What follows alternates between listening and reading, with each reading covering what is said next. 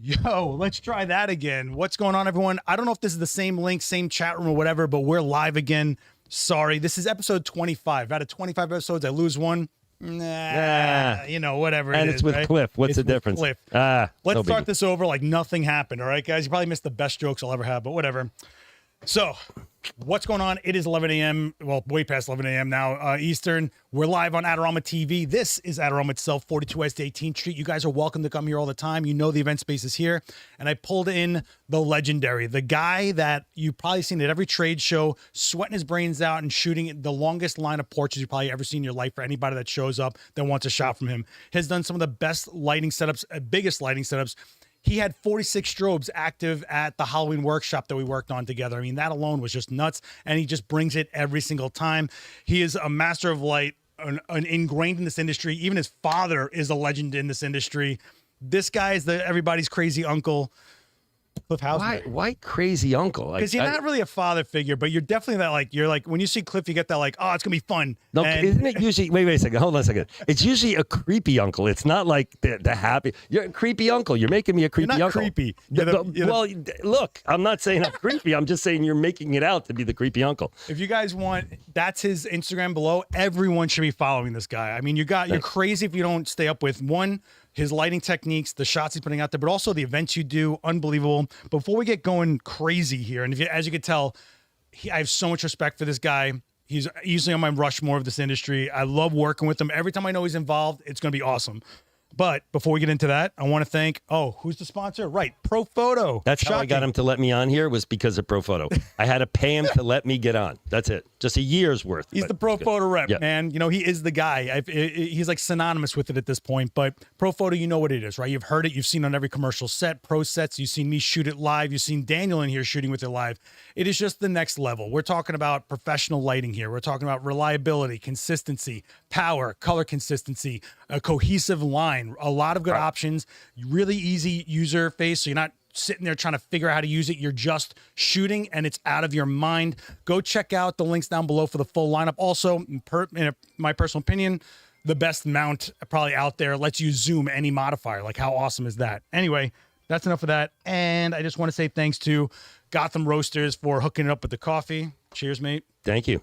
Cheers. Boom. Boom. So well, let me show Gotham here. Got it. This guy's so probably getting calls right now. Yeah, sorry. I should have turned that off. But Black Cobra? Yeah. Yeah. Good. That's how you do it, bro. Gotham is right So good. one block up on 19th Street. Go say what's up. Tell them Adorama sent you. And let me know in the chat if you're a cinnamon or chocolate babka person, because every time I go there, I can't make up my mind. I get both. Yeah. I used to get you're both. Vegan. I know. I used to get both. I don't get them anymore. I Don't used to get both. That's it. All right. So Cliff Hausner is, first of all, aside from being, let me take this off, aside from being a guy that everyone knows, you've been through so much in this industry. Every time I talk to you, it's another story with some legacy pro or some crazy shot you pulled off. I always talk about how you shot, what was it, the House of Representatives? Yeah. I mean, and no. I photographed the House of Representatives. Come on, dude, that's wrong. You can't say that. Look, especially today. What's wrong with you? Encourage him? Is that what What's wrong with you? What's wrong with you? I photographed the House of Representatives. Actually, I didn't actually take the picture. I did the lighting for the House of Representatives. But just to give you an idea of the scope of that, 60 strobes they took to do this. And when I talked to Cliff about it, he's just like, yeah, blah, blah. And then you wait 5 minutes and I go, well, it was only me or one other guy that could have done it. No, that's not true, actually. No, that's not true. There's a lot of people that could have done it. But it would have taken them longer, I think. Yeah. The first time I did it, it was hard. The first time I did it, they wouldn't give me any schematics of the floor. They wouldn't give me anything to get an idea of what I was walking into. So I walked in there with one assistant, and we found that the entire, nothing was really set up yet. So some of the staff photographers, who are amazing people for the House of Representatives, their photographers we were starting to set some things up, but we kind of had to go with just what we maybe imagined it would be without having anything to judge ahead of time, to trying to figure out what the lighting was going to be. But the first time I did it, it was okay, and the second time I did it, it was good, and then I think the third time was the best. But that's the key, is he's been through so many things, including something that level, that the next time is just that easier. You keep those those experience cards in your pocket and you pull them out when you need them. And who's going to say I ran 60 strobes? How many people are going to say that? Well, you know, for me, the thing is the challenge. It's a challenge of doing something that I've never done before.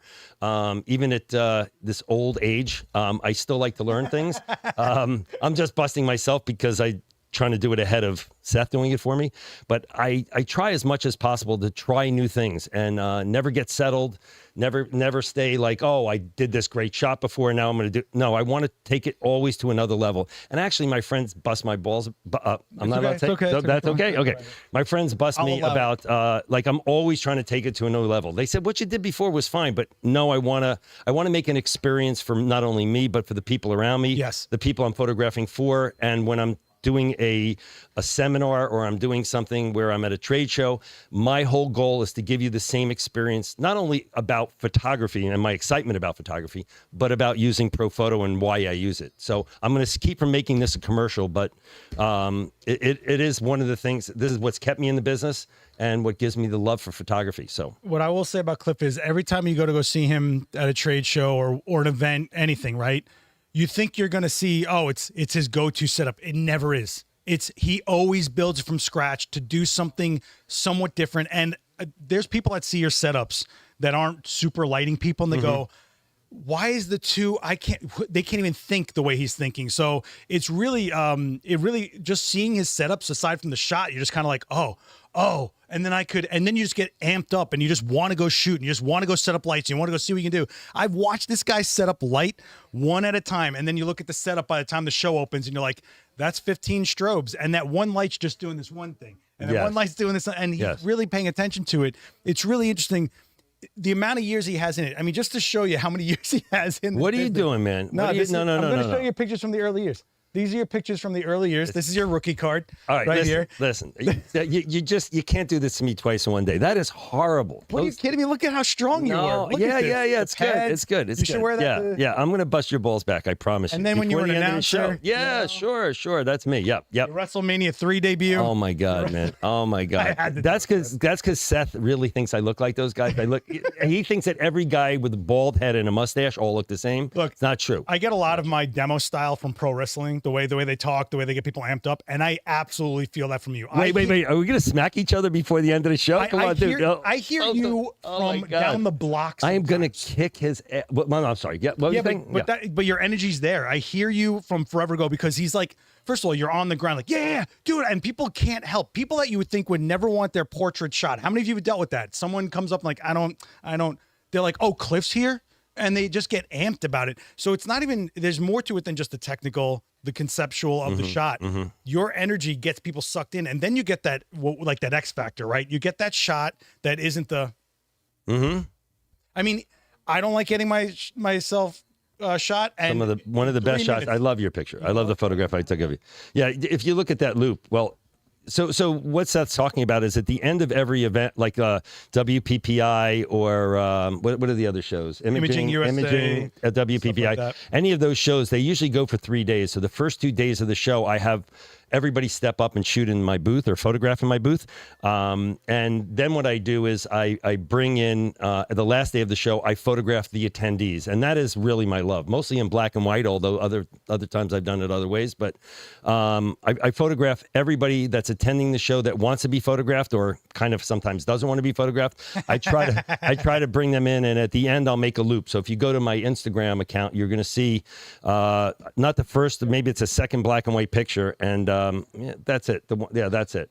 So that will give you a whole set of images that can play in the background. That's great. Yeah. So those are pictures that I photographed of people who attend the show. It sounds better with music, but anyway, it looks better with music for sure. Yeah, I mean, and you can just see how much you get. There's me. Look at that. So, and he just gets so much out of people, and I think that's, hey, Joe, that's the next level portraiture. It's, first of all, I never look at Cliff's work and go, man, all I see is the retouching. Man, all I see is the editing. No, you see the light, you see the energy out of the people. You get a sense of who those people are, and you just want to, you can't wait for the next one because you're like, what's he going to do this time? Oh, did you shoot when he did black and white? Well, I did when he had a bunch of mirrors in the background. Well, I did when he had the blue gels. It's like, oh, I want that shot. Like, you know, you're kind of, so when it becomes an event, you go to this place that's beyond just a portrait photographer, I feel, or you get to where you should be, honestly, as a portrait photographer. What do you say to people that are just not sure how to get that out of people? Because I think a lot of, especially people that sit in these chairs, get to a place where they're like, I get the light, the exposure's cool. It just doesn't feel like, how do you get there? What do you think is the key to getting that next level out of your subject? Well, I know that part of it is not for everybody, but quite honestly, as important as the lighting is, important the camera is, as important as the exposure is, and making everything right, for me, it's about the connection with the subject. And even if I've met somebody for 5 minutes, or I met them for just literally 2 minutes before they step into my booth, I think as they're even standing in line to get their photograph taken, they see the level that I'm expecting from people, that I'm asking for people. So how to tell somebody else to do that is hard, except that if you bring energy, the more energy you put out there, the more energy you get back from your subjects, which I think is, that's what I love. I mean, I love people. I love photographing people, mostly because people like you and other people step into the booth and say, I want to give this guy something extra special. So if you want to bring it, then you have to bring the energy to that shoot. And I think that helps a lot. Yeah, I mean, to be fair, Cliff calls me. He's like, where are you? Get down here right now. I got to get a shot of you. And I'm like, I'm sweaty. I've been talking all day. I'm like, I'm good. And then you took like a frame. You're like, he literally just goes, you got to give me something. And there's just some weird thing that comes over you because Cliff is so into it. It's just like any other conversation you have. Someone talks to you aggressive, you get aggressive. Someone's being humorous, you lighten up. When you're behind that camera and you're feeding this, the music's going, the images are coming up and you feel like you're part of it. I guess that's what I think it is that if the subject feels they're part of the portrait as much as you are, you get them there. Well, I let everybody know. As a matter of fact, I had this conversation. I taught a class in the Bronx this past weekend on Sunday, really LR2 Studios, great place.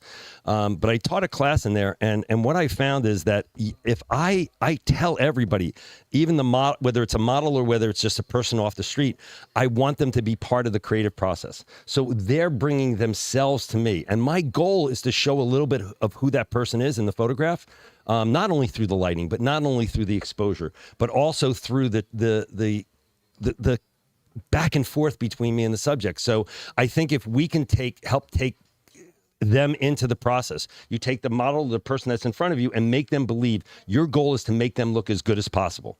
You really do. And in those photographs, I get more out of people than I see out of most. And I think because they're willing to give it to me. I think you get more than an appearance of someone. You get a sense of who they are, which is what a portrait is. That is what it is to me. I've always said people go like, "Oh, I love this lighting. No. You know that lighting, but does it apply to the person to portray them?" Yep. That's my big thing. So when people ask me why I hate Rembrandt, it's I just hate that everyone goes to it. Yeah. I hate that it's like, man, no, you don't. You just want something with some heavy shadow. Think about what it is about the lighting setup and style that you like, and then start evolving. Because if you look at any of his setups, it's never been like, here's my broad lighting. Here's my clamshell. No, there's something about it that's tweaked, evolved, customized. It's never a go-to setup with you. There is the Cliff light.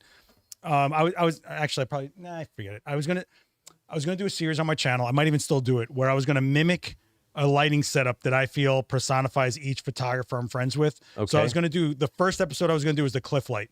And the Cliff light to me is this massive umbrella and then a beauty dish in front of that. Right. So you kick hard, you get the fill. And if you're a lighting person, you see it. I feel like if you're not, you don't get why that is. But man, when it hits, it's beautiful. Actually, we have a video. So one of the things about this, and Seth brought this up, one of the things that I not only teach, but one of the things I try to give to especially young photographers is, there's two worlds of lighting for me. There's good lighting and bad lighting, but the main thing about good lighting is it helps to tell the story of the subject that you're photographing. I don't know, I've told this probably 1,000 times in the past, but if you can help tell the story through lighting and say what you want to say about the subject, that's great lighting. If it doesn't do that, then it's not great. The only time that I do something for a general population or a general group of people is when I have those people on the last day, I try to make it so it will make the most people look as good as they can. But what I do is I adjust their position and their body language as much as I can so that the lighting will work for them, so that the lighting doesn't move, but I move around them. So as I'm making a move, the lighting is changing, but nobody else is realizing it except for me. I'm just moving to the side to shoot a picture, and they think, oh, he's moving, but I'm moving to help make that person look better with the existing lighting that I have. And I also do a balance between the umbrella and the beauty dish, and sometimes I'll change that depending on who I have in front of me. Yeah, we actually have a BTS video from this major event we did so many years ago. You'll remember this. I will. Yeah, remember me and Daniel put Did together. I have hair? No, not that old. Not that long ago, right? Okay. But you guys have seen the live demos we do here. If you move the position of the subject, it's like moving the light, except you're not married to moving the light, right? So getting them to just move a few times might tell you, well, maybe I need to start changing it this way or that way, or maybe that is the new setup, is just shooting it from this side, which I think a lot of people discover that from constant lights and then shift it to strobe because they're looking at the light. But when you've been shooting strobe enough, you see it as you're shooting. Like we can theorize it, right? This is a rooftop event we did at Ghost Studios here in Manhattan. Me and Daniel put this together. Oh my God. Wow, this was a long time ago. But that umbrella behind me, although I don't know what I'm talking about here, but that umbrella behind me is one light, and then inside that light is a beauty dish pointed back towards the subject, right? So first of all, there's, I think, 8 strobes in this setup because we had to light that entire cyc. Right. And you can see that this right here, this sandbag, is the arm that's holding the second light pointing towards the model, right? I think that's Sydney, who's actually a very accomplished comedian now. Congratulations, Sydney. Oh, really? Yeah. Huh. She got all big and stuff. So do I show the front of it? Either way, this was nuts. But you were there it is. That's it. Cliff is the first person you call when you're doing something this big, hands down. You don't just get a Profoto rep. You get a guy stepping on set that knows what he's doing and wants to create something. It's not just like this light can do this. Let's do a showcase. No, what's cool? Yeah. Let's do it. Yeah. I always want to take it to another level, as I said earlier. I don't know if that was in the first part of this podcast or the second part of the podcast, but also what I like doing a lot. One of the things that I focus on is working with young photographers, mostly people who I can influence in terms of helping their work or helping it take it to another level. And I'm very supportive of those people, mostly because they come to it somewhat with the excitement that 40 years later I still have. And I want people to come to it with excitement, and they want to learn. And I'm willing to tell them, plus teach them. Plus, I learn from them. I learn what's new in terms of what they're looking to accomplish. Yeah. So, and I get that from my dad. My dad was a photojournalist, and I tell everybody this. He worked for the New York Times for 45 years. Joe McNally ran his film. That's it. It was a long time ago. So, and a lot of people knew him, but one of the things he was really known for is a give back to the community. Any photographer that came to the Times knew he would welcome them in, no matter who they were. He would welcome them in and try to get them on the right path. Plus, he worked with a lot of young photojournalists, people out there who were just starting in the business, and he would always lend a hand. They're on an assignment. He would let them know where the best shot's going to be, or give them an idea where he thinks it's going to be. And I've kind of carried that through for everything that I've done. That's part of my little mantra. Something that I go through every day is that I'm gonna do the best I can for me, for Profoto, and for all the other photographers that I can work with. Yeah, he's just starting a cult. He's like, hey, yes. You just start. Actually, you know what? That is a cult. I got some serious there all of a sudden. Like I got really serious. You have been like our arms dealer. We did a demo at Comic-Con as a panel. Me and Daniel did how to shoot cosplay. So we call Cliff. Cliff goes, I got you covered. And he shows up with a bunch of coffins with, and I'm like, they have metal detectors here now. Like security got amped up. Oh my God. It was huge. It was pretty funny. So me and Dan get through, and I'm like, oh, Cliff's probably still stuck. I go there, and all I see is Cliff opening up cases, trying to explain what stuff is, turning it on, turning it off. And then he goes, while the security's trying to talk to him, hey, what are you dressed as? What is that? What is it from? But that's how Cliff is. He wants to know. Oh, my God. Because when he talks to younger photographers, he stays on with what's trend, what people are looking forward to, instead of getting stale, doing the same thing. Mm-hmm. And I think it takes a lot of ego checking to do that. I think there's a lot of photographers that just can't be bothered to hear out another generation voice. Yeah, I think that the generation voice is what excites me, man. That makes me crazy. A generation comes through and they have these other ideas, and maybe a lot of them are influenced from photographers that they didn't know in the past, which is one of my little things. I try to get people to look at photographers from the past whose work I love, but I like them to see what was done previously, but not to take it as an influence, but to take what they're doing maybe to another level. So yeah, for me, every time they step up and they start working with a new look or a new style, something that they want to emulate, I'm all in. I'm all in to help them as much as I can. And it's for real. I mean, before Cliff even knew who I was, I hit him up a long time ago, and I was like, "Hey, man, I'm trying to do this thing for St. Jude Children's Hospital. Can I borrow some lights?" And he wrote me back. He was like, "Yeah. I forgot where you were. You're like, I am so remote right now. I can't get to you. When do you need?" I was like,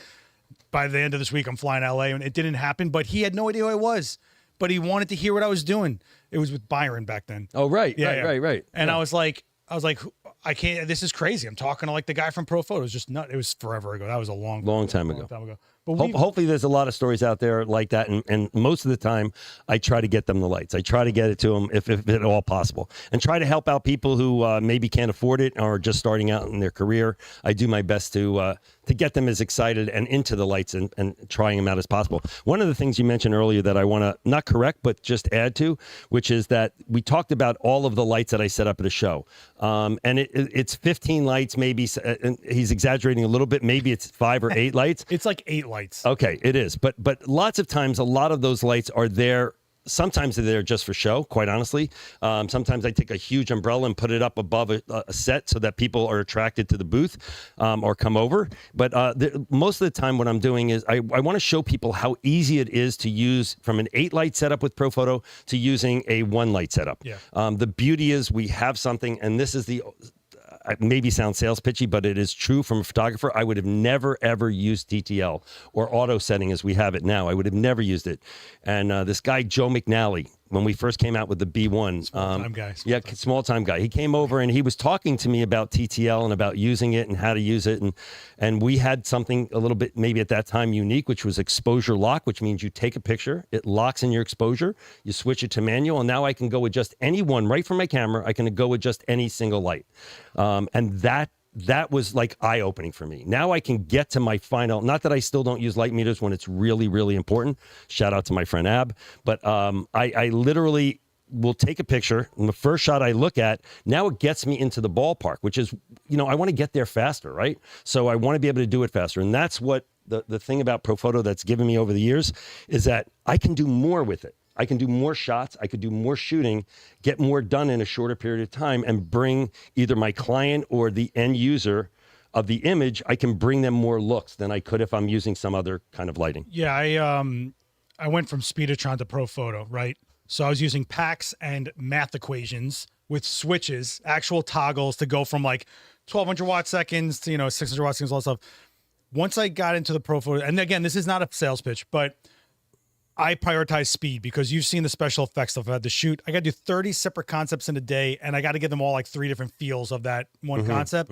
Being able to fly and just taking the stress out of my head of, first of all, the interface, the reliability, did that one light fire or not, all that kind of stuff changed a lot for me, right? And so I just started going, all right, I'm going to rent Profoto. I started renting Profoto, and it started doing what I needed it to do. Then one day I was like, one day I'm going to own Profoto. I'm going to actually own a Profoto light. And I started investing into the gear itself, and it just kind of gave it back to me by letting me do these jobs faster. Then they were happier. I ended up getting booked back, and I never looked at my shots because I was shooting commercial makeup and went, why is every third shot warmer? Why is the green a little off on this next shot? Never saw it. So I was like, I'm in. So when the gear stops becoming a hindrance and just lets you become creative, that's it. That's where you start seeing it. Right. I just don't, the gear should not be a point where I get frustrated or stop from what I'm trying to do. You invest into it to make sure you can get to where you got to go. And the other thing is the connection with the subject that you're photographing becomes so much easier when you're not worrying about your gear. Yeah. I see photographers, a lot of them, looking at the back of the camera a lot and lose focus on the subject. I see them trying to fiddle with their lights or get their assistant to fiddle with the lights. Stuck in the camera then. Yeah, exactly. And I want them to be connecting with their subject. So whether you're shooting a wedding, whether you're shooting any kind of event, or you're photographing somebody in a studio, those things, if you're worrying about your lighting, you're not set on your lighting, you don't have it set up, or you feel uncomfortable making changes, and it's going to take you too long, that completely disconnects you from the subject. Yeah. So those are the things I think are important, especially with our brand. It just gets you there faster. Yeah, and lighting isn't everything. Lighting. There's so many pieces to it, but I do feel like I guess I've ended up investing in lighting more than anything else, because I always feel like the lens will give me the characteristics. I'm always swapping cameras. Right. I mean, cameras are come and go, but the lenses stay. But lighting, I've been growing the same kits forever, I feel. And if they're reliable, they don't break. They just to stay. I stick with it, and then I get different modifiers, change the look, larger lights, softer, harder lights, more texture. The edge mask that lets you do things that you probably couldn't do before. So like, it's really up to you what you make out of the equipment. And I think people forget that it's not just like a buying off the shelf skill. Absolutely. So even if you're investing into a premium brand like Profoto, you can't expect to go, all right, I'm pro. No, well, you know what? What's funny is I bought, this will tell you how old I am. I bought my first Profoto pack, I think it was 45 years ago. I still have it. I still use it today. I incorporate it into shoots all the time. And the beauty is most of the stuff that we have, not all of it, but a lot of the stuff is backwards compatible. Or now I'm able to use that pack and that head. I still use it in shoots for accent lights if I'm caught in a situation, or I bring it with me just to show people how this thing is still firing. And it's been in clean and check once in 45 years. We use lights a lot differently now than we used them then, but I not only believe in it, and I could have bought a bunch of other lights that were half the price or less than half the price. But what ended up happening was, if I amortize the additional money that I spent over those years, it's pennies compared to what I've spent in cameras and lenses and all of those things since. So, all right. Anyway, let's get off this Profoto commercial for a second. Yeah, sorry about that. I want to talk about something cool. We did everyone brings this up to me at every event. Every event, someone goes, "You gonna do another one of these?" We got to do the Halloween workshop back in 2021. I literally broke my back on this shoot. I broke a disc in my back on this one. Excuse me. So what we had was 6 sets, 10 characters, Halloween rolling in an awesome warehouse, and we should do this again. I know.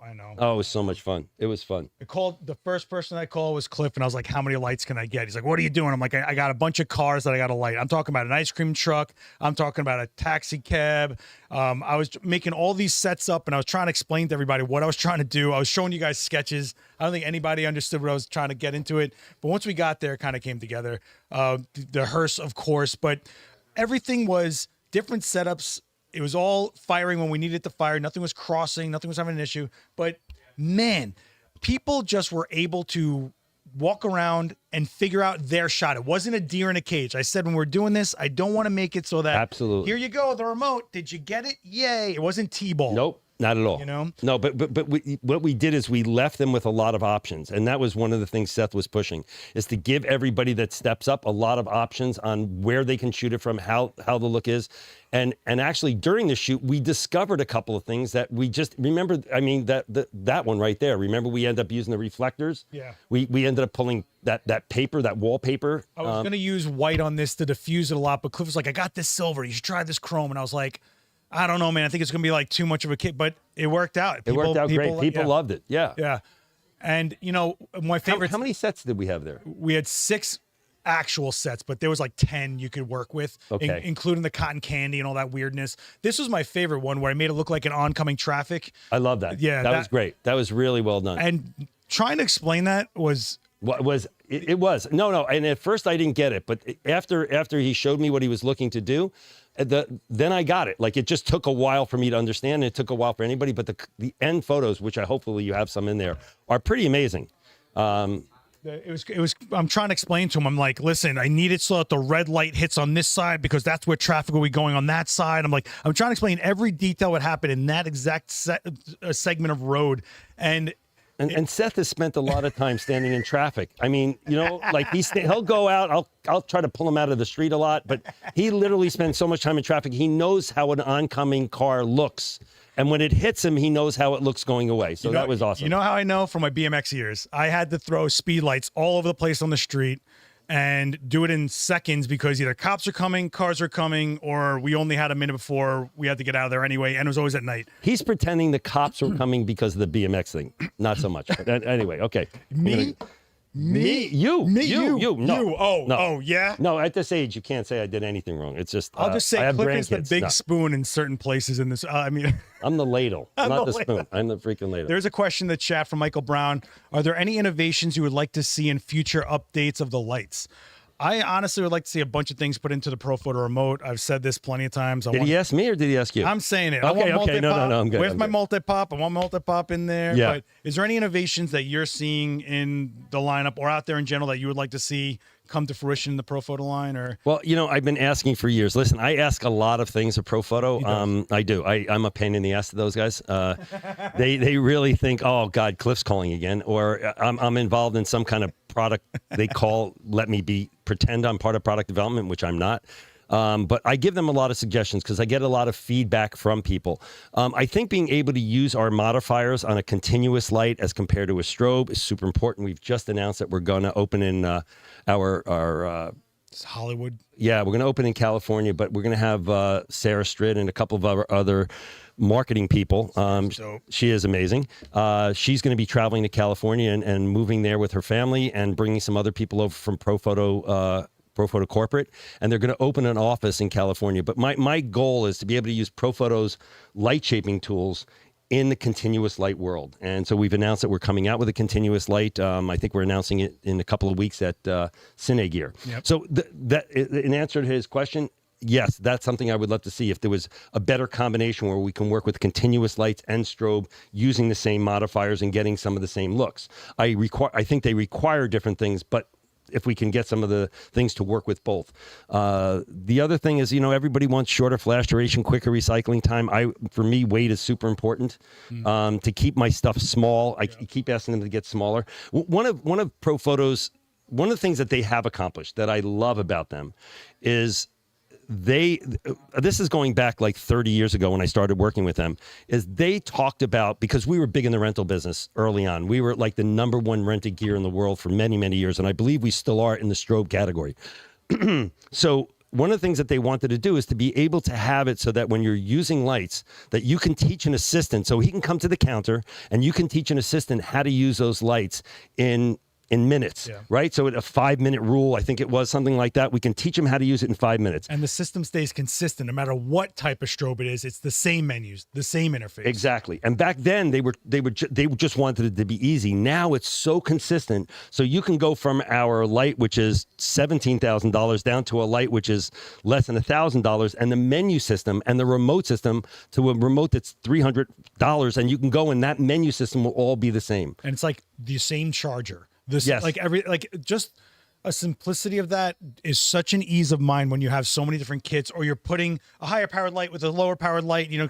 I'm like, nope, same battery, right? Same light, same charger, same everything. I'm like, dope. I just don't want to. The thing that I ask them all the time is, don't limit what you're giving the photographer. Right. Let them be the creative person for. Let them take it to another level in terms of creativity.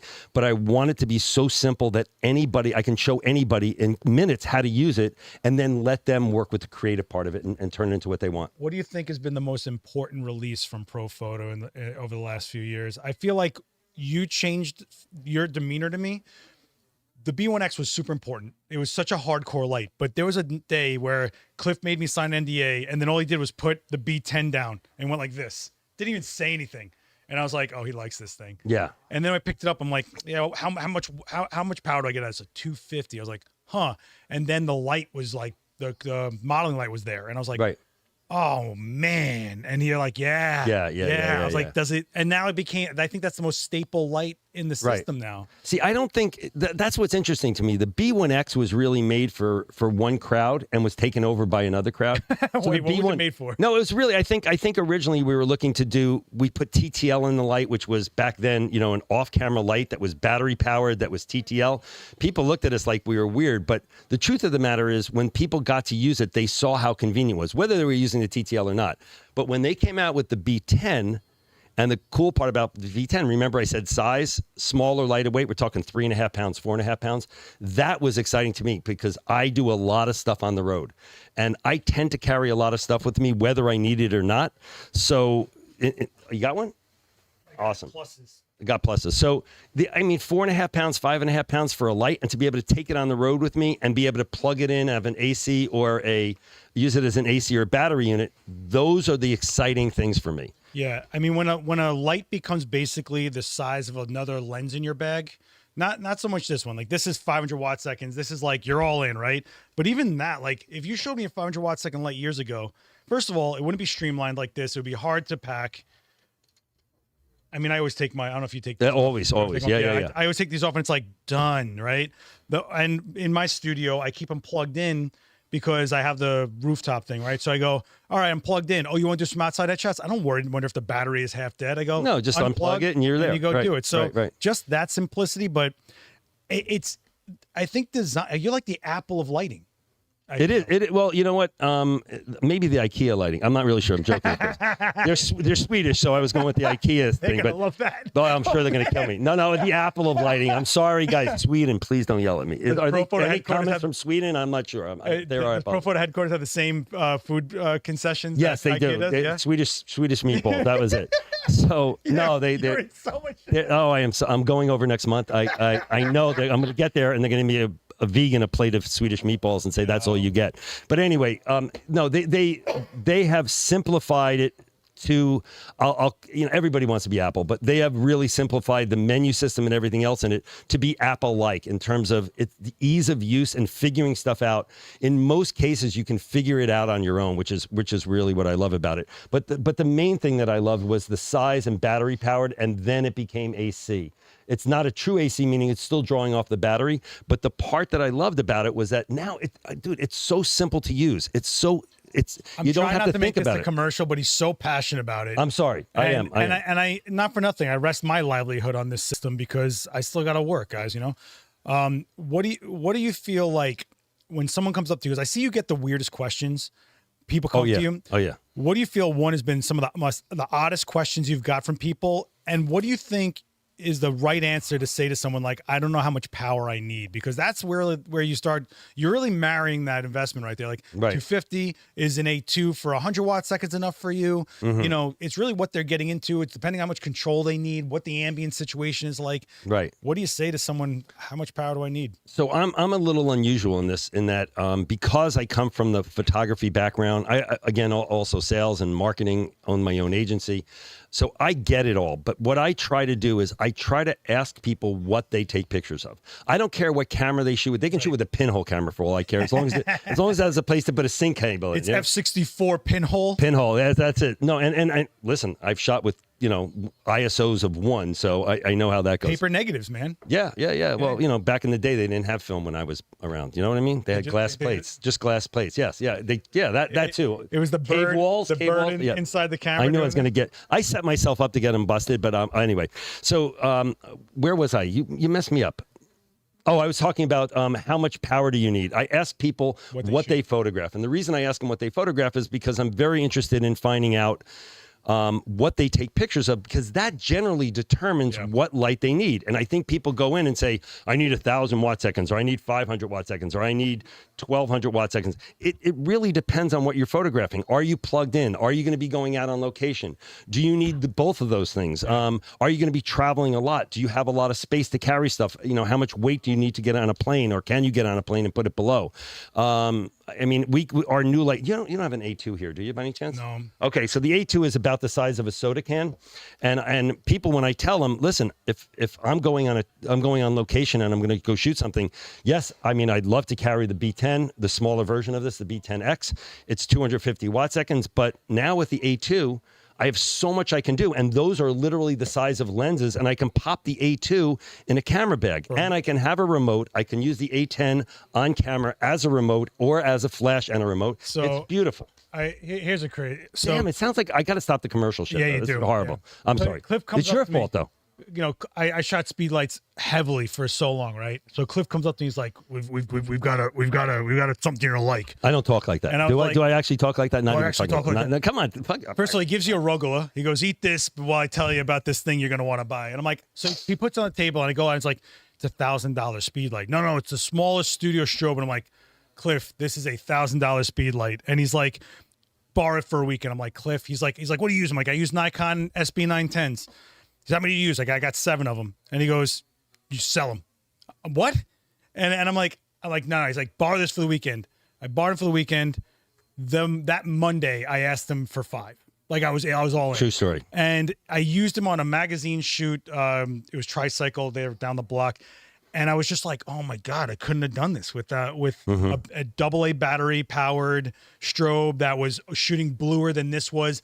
The A10 was matching the color of my Profoto studio strobes, which was a game changer. And because if you ever shot speed lights with studio strobes, the speed lights tend to get bluer. It's just the nature of them, right? It's the coating on the tube. This is why it's a system, right? So then the A2 came out, and I went all in on the A2. But small strobe has always been a big thing for me. But one time, Cliff's like, "What are you shooting?" He asked me this a long, long time ago, and I was like, "It's better if I just show you." And I showed you a bunch of like water alien creature things. And he's like, "You're shooting this with speed lights?" And I'm like, "I try to, but the problem with when I have to do it on the road with speed lights was I'm shooting at 5.6 or wider. And when you're shooting special effects at 5.6, the makeup is actually out of focus because you're focused on an eye, and a prosthetic is 3 inches or so off the face. So what I'm actually shooting isn't even sharp." Yeah. And that's when we had the discussion about you really should start looking at more power. I'm like, yeah, I use the Speedotrons when I got it, but I'm not. If you guys know what a Speedotron is, it's this big. I'm not even joking. No, it is. Power pack Yeah. is this big. I couldn't fly with it. Right. And then I had to go rent it wherever I was, and that's not always a possibility. And that's when I started getting to the B1Xs, and it really changed a lot for me. And then I was like, these are just hardcore speed lights. They're battery powered, 500 watt second beasts, man. And they're built like crazy. Absolutely. But it's a discussion you need to have with yourself is like, what am I shooting and what is the look I'm trying to get out of what I'm shooting? And in commercial land, I couldn't sell them these soft focused makeup shots while the eye is crystal clean and sharp. They're like, that's cool. We need that for the product packaging. What are we doing here? So that is a good way to look at it. Like, what are you shooting instead of just the conditions you're shooting in? Right. I think people I want to overpower the sun. That's what you always hear, right? Always. Yeah. That I mean, I get that all the time. And when I try to explain to people that you can take our 2400 watt second pack and take it out in the sun, and you may not be able to overpower the sun. So there's other ways around that and things that you can do. Right. I've shot a bunch of times on.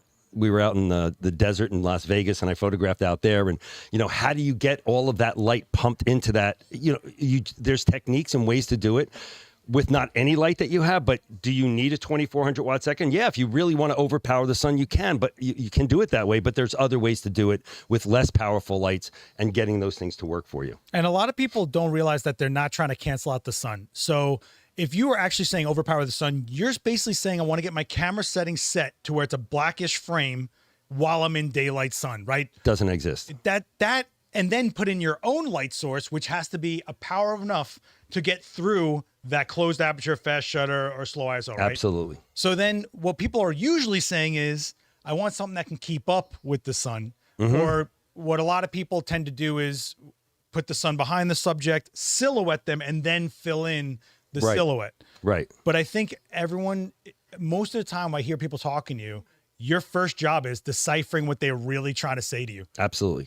No, it is. It is, because I think most people tend to want to tell a guy who sells equipment, they want to tell them what they own already, right? They do. They come up to me, they go like, "Oh, well, I own this and I've owned that." And I'm like, I'm very impressed with that. But just tell me what you take pictures of, because it doesn't really matter to me. And what matters to me is what your intention is, what you want to do with these photographs. So people come to me a lot and, like, for example, "Oh, I got to shoot." And this happens a lot because I do the Giants team photo, and because I've done the House of Representatives, I've done the Senate. Yep. Is that what I'm doing? I got nothing else in my life, man. This is all I got. Photography is all I have in my life. That's not true. I got grandchildren. They're amazing. And a wife and whatever. But the point being is that I know I'm an idiot. I am an idiot, You're but a useful idiot. This is why you're so known, because there's nobody else like this. It's useful idiot. I don't even Cliff know. will call you randomly. He'll always be eating, fixing a garbage disposal. It's always something like that. That is true, though. You're always here clanging, like, what are you doing? He's like, I don't know. So what do you think about this? Well, I'm going to wait. Let me back up here a second. I want to back up. See, he's busting my balls, but the truth of the matter is I do have a core group of friends in this industry that are photographers. And people that I go to ask questions. And because there's things that, I have absolutely no idea about and things that I want to learn about. So one of the great things that I've learned in this business is to have that core group of friends. Seth is one of those people. Another guy, Hector, another guy. I can go on. There's, Absiste. Yeah, he's both our friends. He's an insane person, but he's our friend. I don't take that lightly. Like when he calls me, I'm like, Cliff's asking me an opinion on something. That's huge to me. Yeah. You call anybody. Yeah. Like that. I take that. That means a lot to me. I just want you to know that. Right. With the garbage disposal and all. It's a lot of noise. I'm not eating. It's just, no, I try to get, anyway, maybe I am eating. I don't know. But when I call my friends, by the way, Ab says I never listen. It's true. I never listen. I interrupt them in the middle of the freaking sentence every time. But all of my friends in the industry are people that I can go to, and I very seldom tap into a Chris Knight or Lindsay Adler, although I will ask them, or they'll call me, and we go back and forth. But when I have something that I really don't understand, or I'm really looking to achieve that I don't know, I go to people in the industry, and that's why I'm going to suggest this for everybody there, that you make your network. Like you build your network, because those are the people that are going to help you. If I want to know something about production on a set, I'm going to go to Ab. Ab can produce anything. That dude, and he does it one-man show. So I'll go to him and I'll work with him. Like, how do you, I know how to produce stuff, but he takes it to another level. It's literally his thing. That's his thing. It's leveling up, learning. So, I have a lot of young photographers who have now gone, that I work with, a lot of young people. This one guy, Trupal Pandya, he's over in, he's in India now, and he's blowing up there. He's got just crazy work. That's awesome. And you should look at his Instagram page. His work is amazing. They did a live stream together on the other channel, Adorama Events. You can go check out that live. His whole chemistry with him and everything. It's great. Yeah. So he's another person that now he's gone into doing a bunch of different things, everything from motion to still, and he's really taken it to another level. And so we still go back and forth. He sent me images this morning to say, what do you think of this? And we talk about lighting and we go back and forth. Even though he's in India, we still communicate. Yeah. So that core group of people that you make as your friends are people that hopefully have the same passion that you do, and that you can feed off of. This industry is nothing without community. I say it I feel like every stream I say this, and that's really what this show was kind of put together for. So you guys can get closer to the people that are actually doing this, right? I consider myself very lucky to be around a lot of people, but I try to utilize it. You don't want to exploit people. You don't want to use them. You want to actually connect. You want to actually develop relationships. It's not about only talking to someone when you need something. Mm-hmm. It's about really getting a chemistry going. Because I'll tell you, the second you get a call to do a video for one of these things, you're calling somebody to get it done, right? And like we were doing that Halloween workshop, Cliff's my first call, Ab's my second. You guys are coming in for it. When you build your network, it's not peripheral people. It is you. It is you. You know what I mean? That when they hire you, Cliff Hausner, they're also hiring his brand, which brings in Trupal and all his assistants, and they're all representing Cliff. And that's what I think people miss, is that it's not just you. It's really, you're hiring the brand of you in this industry, and whatever you produce and how you did it and the experience people had is what gives you longevity in this industry. Look, I think one of the things that I've learned over the years is, without having resources, whether it be, a retailer or whether it be another photographer, there's a lot of stuff that I wanted to do that I wouldn't have been able to do. And resources, people with knowledge about this, it tends to be so everybody's picking up a camera and everybody can shoot now and everybody can take a picture. But can you take a photograph? Mm-hmm. Can you create a photograph? And what is this thing called? Create Coffees with Creator. Coffees with Creator. So I guess I'm a creator. But I think one of the I think one of the things is to be able to be creative and to have resources to go to for that creativity. Look, there's no doubt in the world that everyone looks at Cliff first as a photographer and a creator, then he's Profoto, right? A lot of other, and don't take this wrong, this label, but a brand representative, they see the guy that will sell you the thing. Cliff is Cliff. He just happens to get you every bit of knowledge you need out of Profoto, support with everything you need Profoto. But when you call Cliff in, you're getting Cliff. And that's before the brand. Thank you. That doesn't happen. There's key people in this industry, and I feel like you're like this pillar guy, you know? I know I sound like I'm gassing him up, but like, I love this guy the check's so in the much. mail. I really the check do. is in the mail. I promise. I got it. I think back on my career. There's so many instances that you helped me. There's so many things you made me think differently about.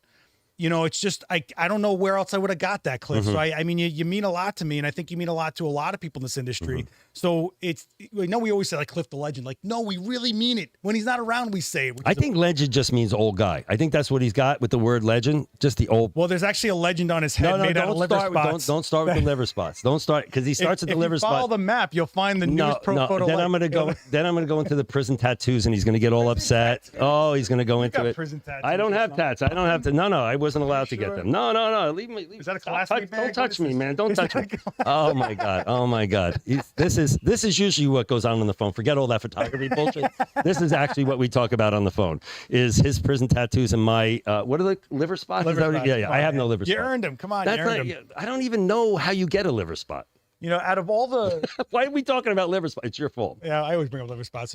I mean, so I feel like I've seen you shoot almost every genre ever. Mm-hmm. Is there something that like you feel you haven't conquered that you've been looking at? Like, is there just some genre like, you know, tabletop, macro?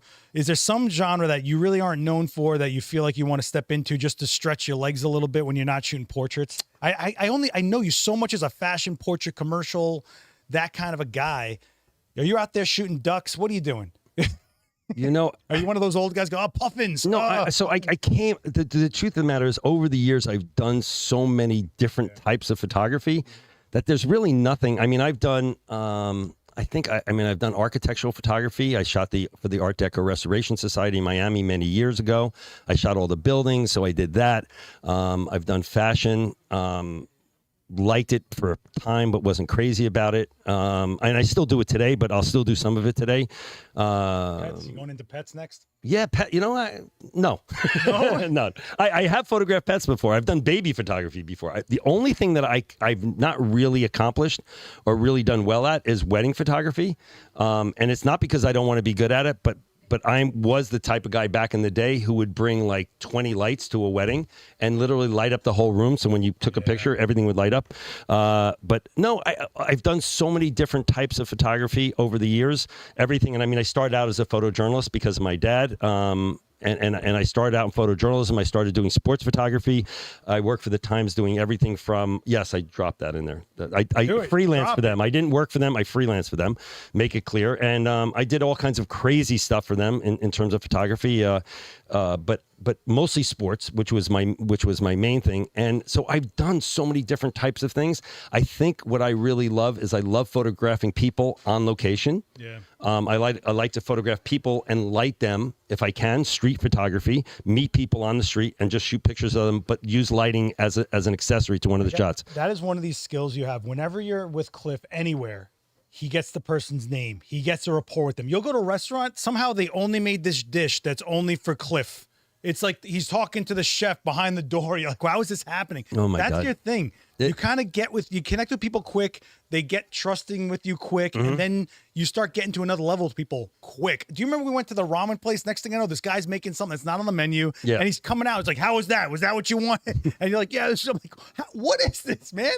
But that's really, I think that's a next level portrait photographer because I learned this from Gary Hughes. He's like, you should know everyone's name.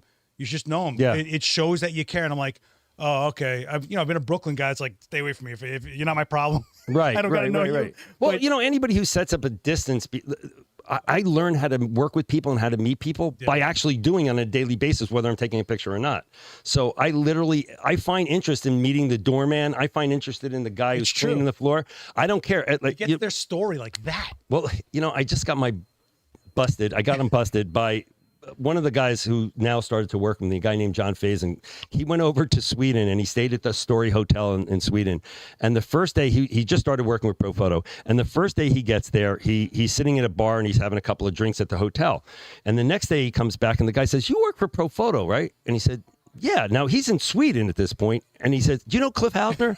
And he went nuts. And I am the useful idiot. I literally will talk to anybody. Everyone. But not because I just want to talk to them and make an impression. I really want to know about their lives, where they came from, what's their background, how did they end up in Sweden, how did they end up working at that hotel. Those are things in life that I find, like, I'm not the guy who sit on a computer and talk and communicate with people over a computer. That's not who I am. When I meet people in person, that's my connection with people. Yeah. And when I'm taking pictures of people, it's usually when they're in front of me. So that's how I build connection with people. That's how I learn to. I never had there's people who have to come out of their shell to be able to do that. Obviously, I don't have that problem. So I will literally talk to anybody. As a matter of fact, I have a card that says "Stop talking." Yeah, it's true. I have a card that says "Stop talking," and I hand it to most people as a joke, of course, but I hand it to them. I say, "Give it back to me when you've had enough," okay? Because there's so many people who just want me to stop talking. This can go on for 3 hours if we let it, but it won't. We were at Comic-Con doing the demo, and me and Dan are rushing to set things up. And I'm not even making this up. Behind my head, I'm hearing Cliff talk to every there's a million people at Comic-Con dressed all crazy for cosplay. Every conversation was, "And what are you?" Blah, blah, blah.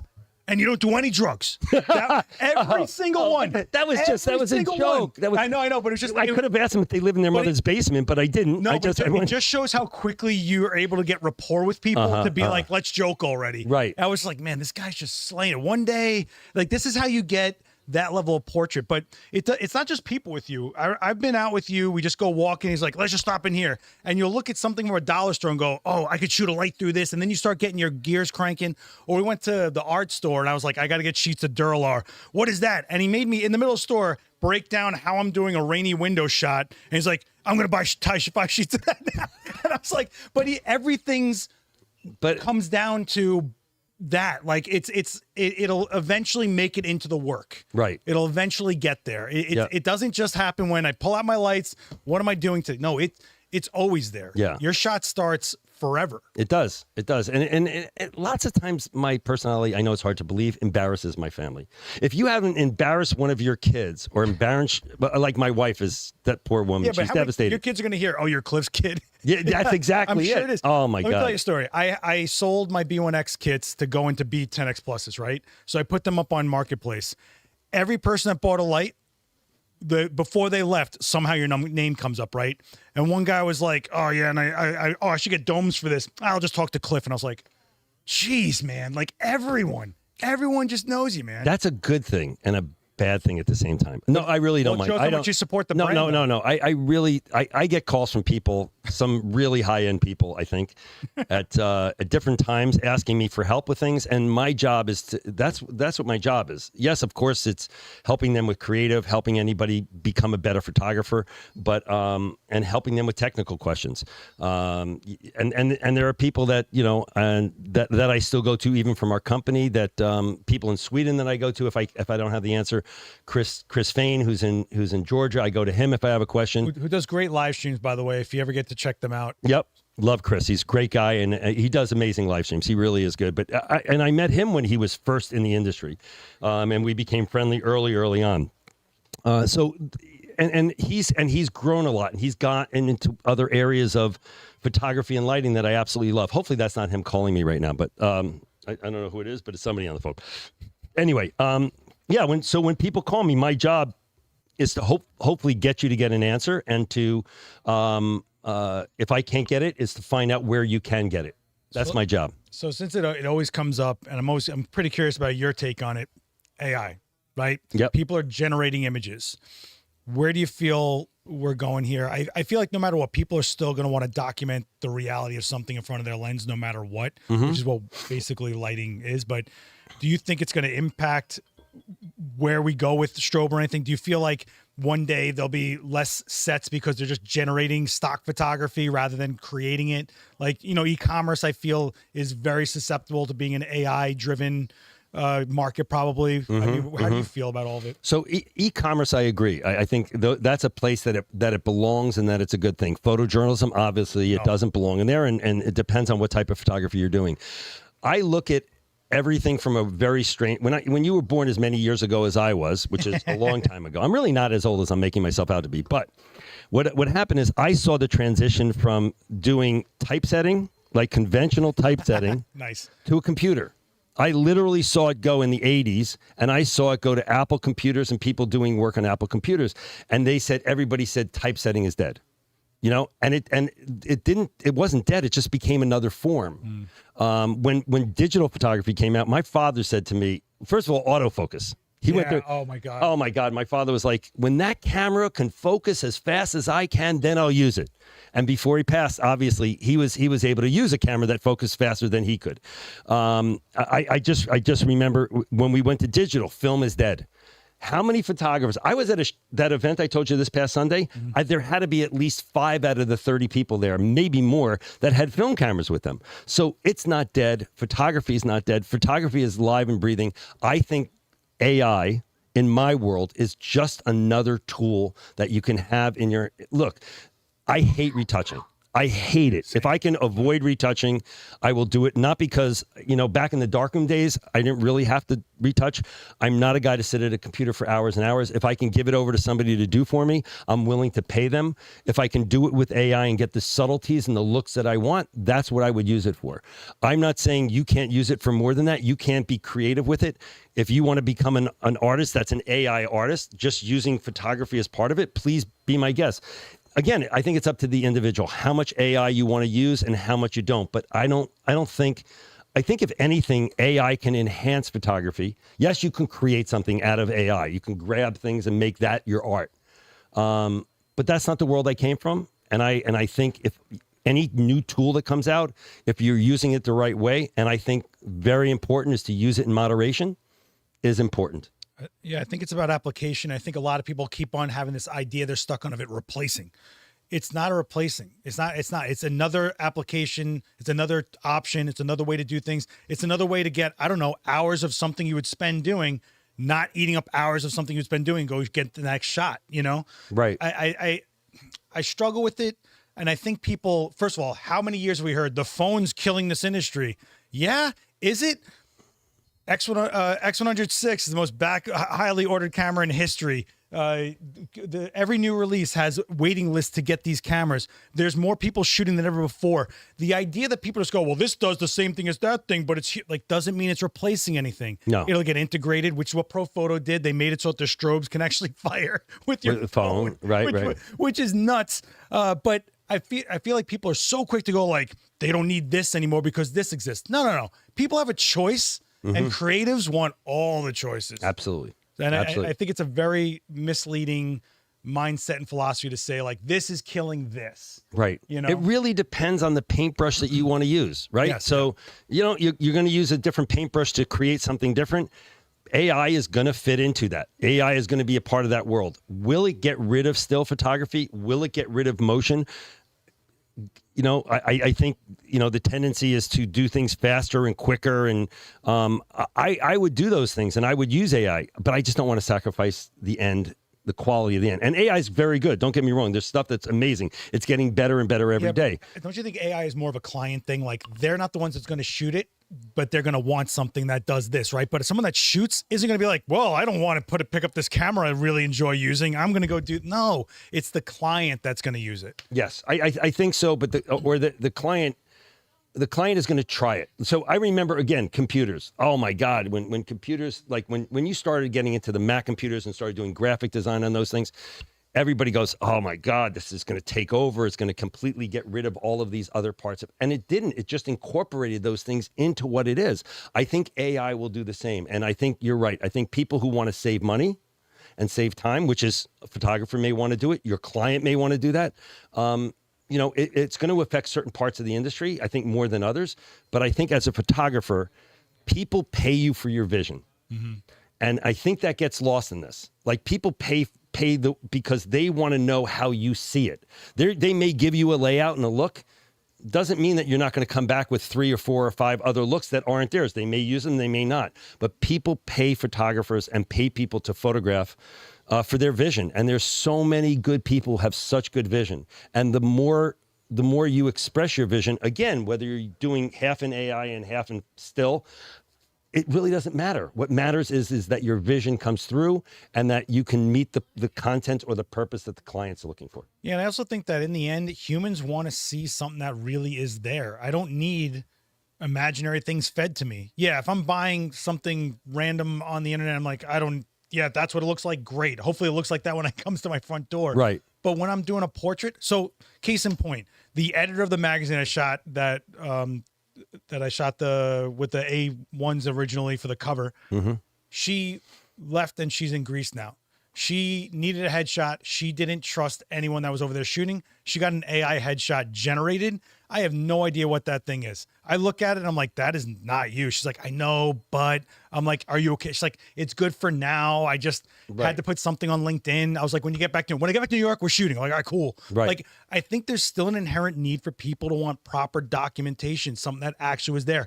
You're never going to get rid of event photography. You're never going to get rid of press photography. You're never going to get rid of people that want to actually, like, I wouldn't want an AI generated portrait of my mom. I want to see this woman so that when she's gone, I still see this woman. You know, it means a lot to a lot of people. And I think that's a human primal thing to want to document. Yeah. You know, for me, I think a lot of people, a lot of photographers are, you know, they're quick to put their hands up about AI. I embrace new technology.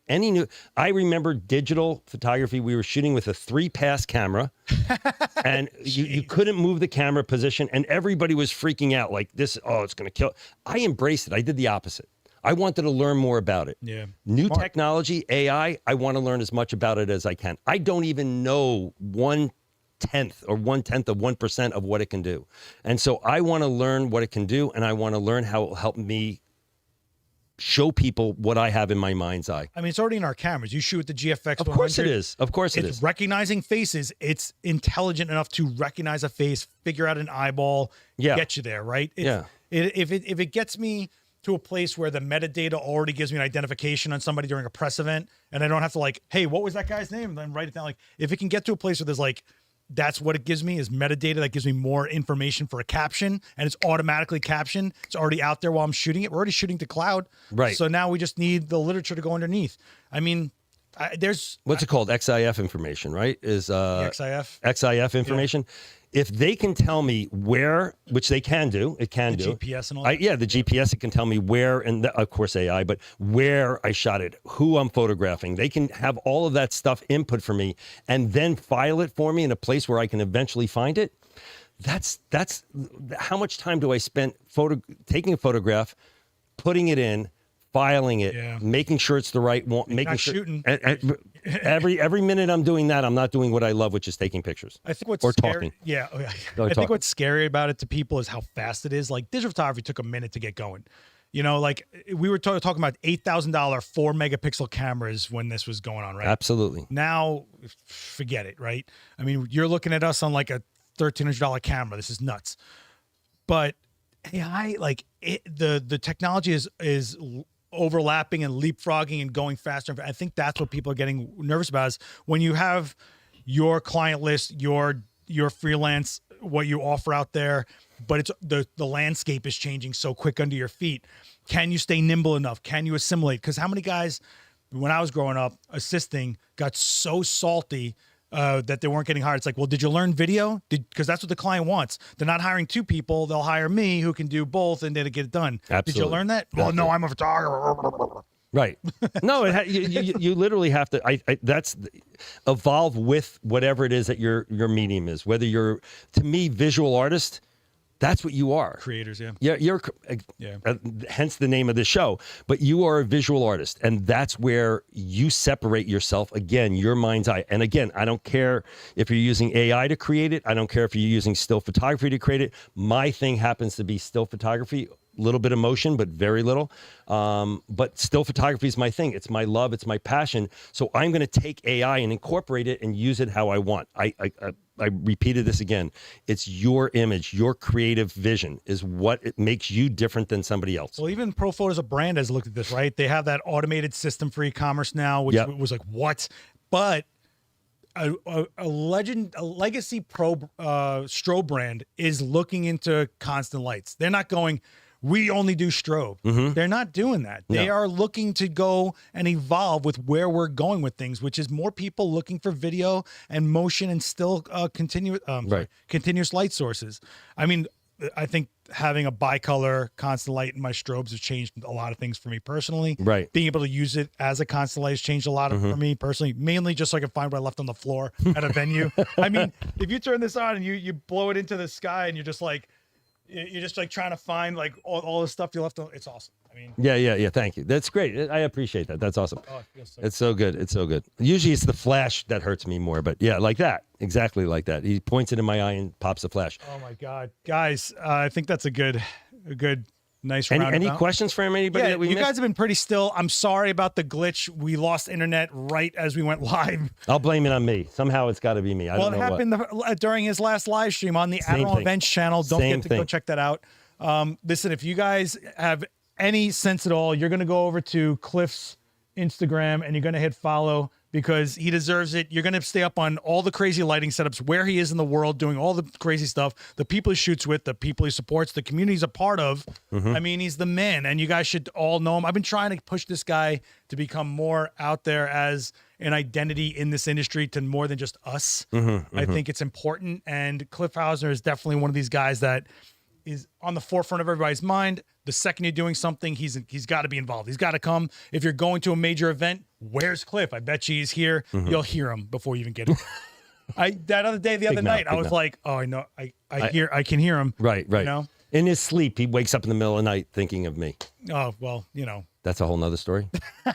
Something just between you and me. Okay, sorry about that. No, but seriously, go check out Adorama Events on YouTube. Cliff has a live demo there. I wanted to do another one. I was trying to get you to do one today, but you were like, no, I'm so exhausted. Well, you just had a new release, the short. Short zoom rod and the D3. The D3 is an insane light, but that's for another time. But because he wanted me to do a whole thing on it, and I just refused. Listen, this thing. Hold on, don't go anywhere, guys. Okay, this light. I'm going to say this, and I never thought I would say this, but this is the best built light we've ever made. With Profoto, they come out with something, and it takes me a second because I'm like, I don't know, man. That's how much money? I don't know, man. That's how. What are they doing with this? You see how he's going here? He told me we weren't going to do this, and look what he's doing. Look, he's when you think you're out, he just. I'm trying to get a free light. Stick with me, all right? Okay.